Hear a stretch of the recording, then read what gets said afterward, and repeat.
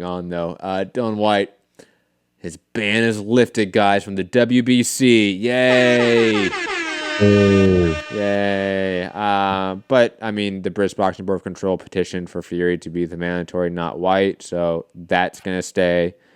Pretty much the situation doesn't change at all, except that he keeps his interim belt, right? Which was potentially not his anymore. That's the only material thing that happened here, right, Rob? It's I don't know. If I was Whyte, I'd throw that shit in the bin now.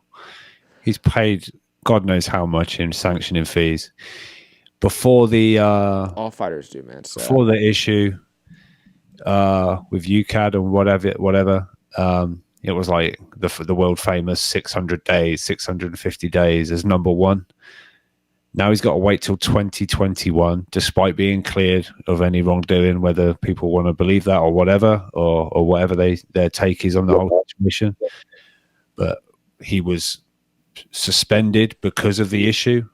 Like quickly, the WBC took a stance on it and said, right, while he's under investigation, this is the situation.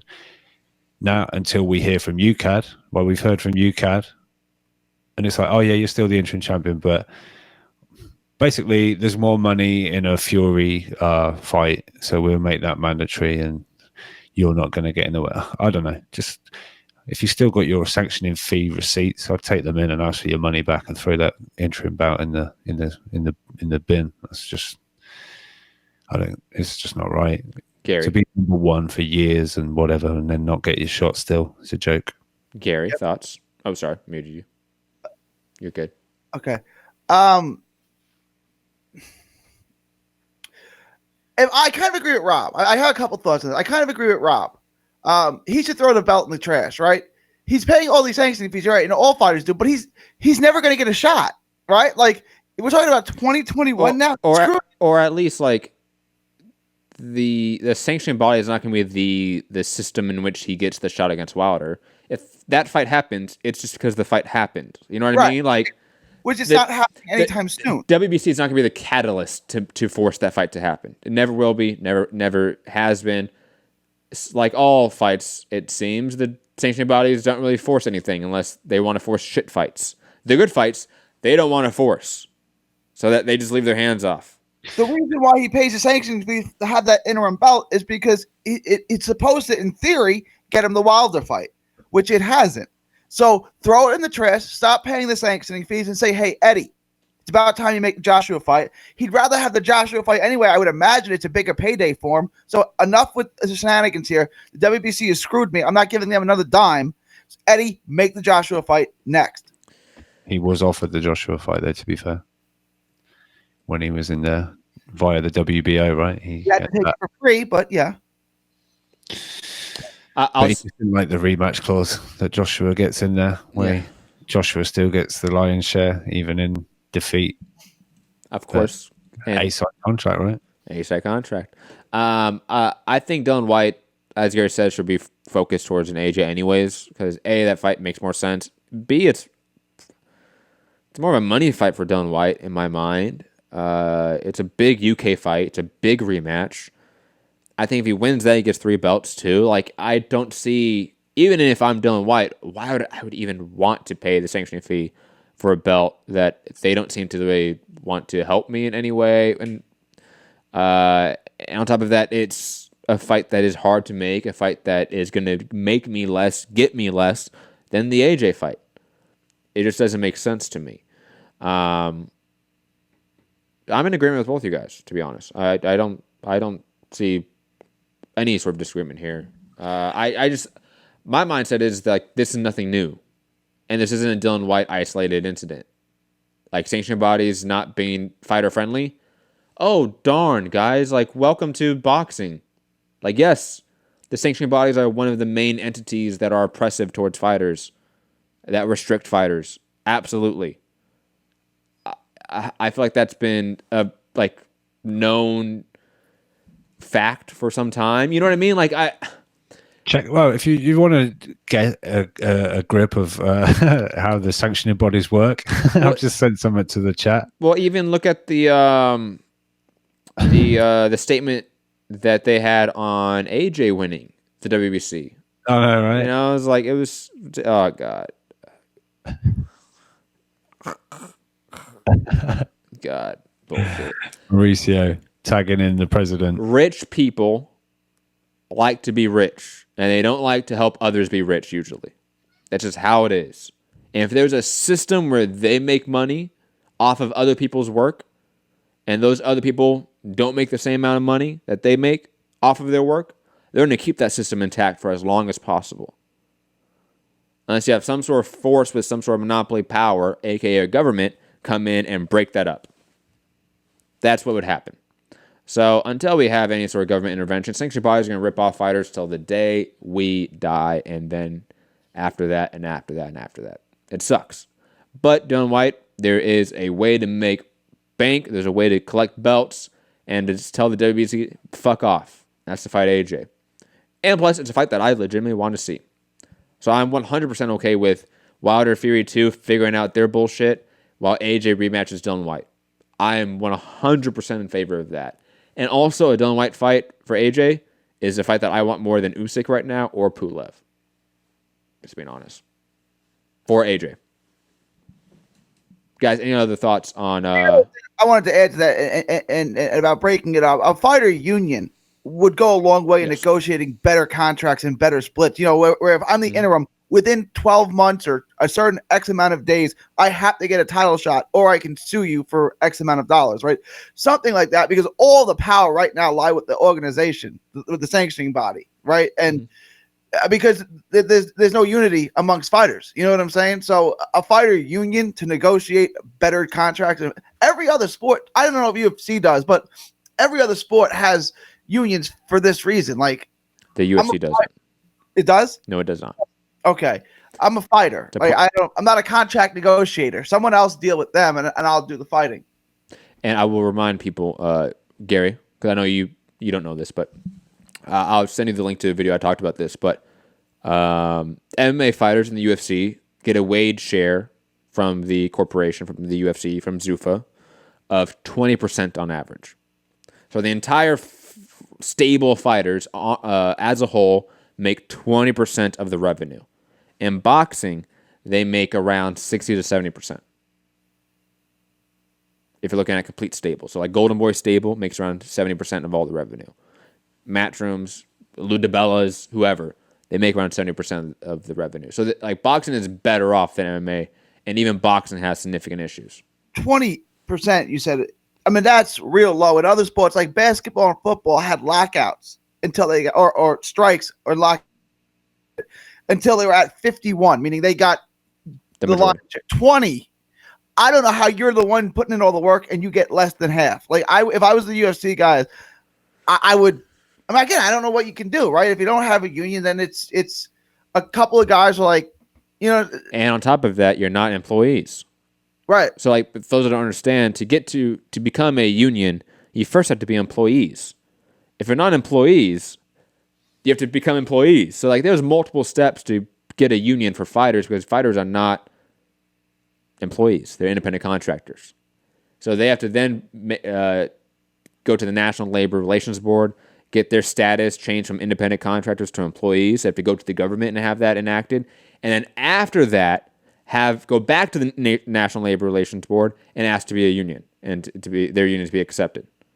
And that is an entire process in of itself. It took the NBA 10 years to have their union recognized.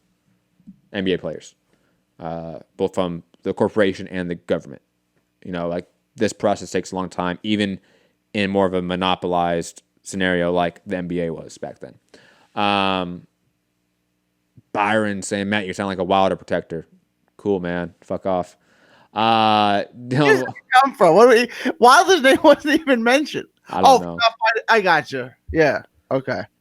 I don't know how me saying that Dillian Whyte can't get a fight because the WBC is ripping him off is me being a Wilder protector at all. And me telling Dillian Whyte to go get the AJ fight is me saying I'm protecting Wilder. Like, I don't get that. UK fans are weird sometimes. But digressing. Pot kettle. I mean, fans are weird sometimes. Absolutely. I didn't say we weren't. No. We're weird about different things. Balance, defending my brothers. You're defending Byron here? Why not? Anyone who says whatever they want is fine. No, you can't do that. You can't say whatever you want. He's still happy that 2021 it's happening. It's supposed to be happening. So he's like, yeah, but you want him to go and fight Joshua. Maybe he feels like that. But that doesn't change the 2021 time. No, I know, but I know.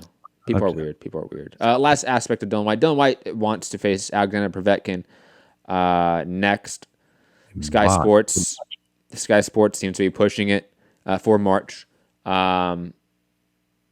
Do we think this happens next for your man's Dillian Whyte here, Rob? Yeah, I'd like to see the Hunter fight again, to be honest. But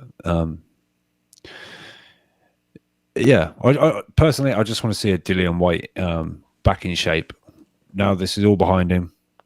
Get back in shape, positive vibes, this or everything like that, and let's see get back to sort of where he was pre Rivas sort of fight week or whatever. Just when it all take PDs, just take the steroids. Just take the steroids. It's okay. We don't care anymore, man. And obviously UKAD doesn't care anymore. Just take the steroids. And it's Povetkin. Both of you guys take the steroids, please. Like, come on. It's a better fight. No testing. It's 2 juice heads. Whatever. Who cares? Get this to yourself. I am curious if this is just a confirmation that obviously the Hunter rematch doesn't happen for Hunter Povetkin, which is sad. It feels like that was Michael Hunter's moment to like make himself into the top 10 because he's the type of fighter that doesn't get a promotional push. Let's just be honest about it. He's usually that type of fighter is not the guy that gets a network or promotional push. But digressing from that, this is definitely a confirmation that AJ is not fighting Dillian Whyte next, and fighting probably is mandatory. Probably Pulev. To me, if I'm going to really make an argument, I think that's going to happen next. Guys? Yep. I'm going to say Usyk. No. IBF is going to... The WBO said it had to be made within 180 days, unless you think he's going to give up. I think 6 months. I think he's going to give up the belt. You're going to get Usyk Chisora for the vacant belt. And then Parker still within the Matchroom stable. And then you can sell AJ and Usyk as a unification. But if you're AJ, that's my belt. I earned that. I had to beat Joseph Parker for that, and I had to win it back. I want that belt. Like the only thing that belt means is that he has to pay more money to somebody. I think AJ is smart enough that he needs to get those belts back, obviously from Andy Ruiz because of the loss. But if those belts, let's say, all of a sudden were like stripped of Andy Ruiz for some stupid reason, I still think AJ would go after Andy Ruiz in a rematch, right? I think for this sort of similar case, now he's in a position of control again. He doesn't need the belts anymore, right? He doesn't need that sort of positioning, so to speak. So he can let one go fight Pulev and defend that one, making money, and then work in concert with his promoter to help out the rest of the stable to angle for another fight down the line in 2020 in November or December. So I think you think the fight path for Joshua next year would be Pulev and then the winner of Usyk Chisora, and then 2021 probably be the first quarter of Dillian Whyte. So Wilder's not even in the purview. No, and like Wilder's busy all next year. That's why totally off topic in a way, but not really. But like when Robin, you sent the thing about like AJ talking shit to Deontay, I'm like, I don't care about this. Like both guys are so on a path that's not even close to each other. And on top of that, they're fighting good fights too. So like I can't even be mad about it. Like AJ fighting Pulev and Usyk are still good fights against top 10 competition. Wilder Fury too. Obviously, I can't hate on that fight. It's a great heavyweight matchup. And if they go for the trilogy, then Wilder's obviously tied up for all of 2020. Yep. Right? And then obviously you even have like Ruiz and Ronaki in the lineup for Wilder too. And those are all great fights for Wilder. So because of that, I am kind of content with both of these guys having their own fiefdoms, their own realms of control, and at least fighting great opposition. If they were fighting bad opposition, like let's say Terrence Crawford is, then that's when I get on my high horse of going, no, you guys need to work together. Start making the big fights. Because now the great fighters are fighting not great fighters. And that's the issue.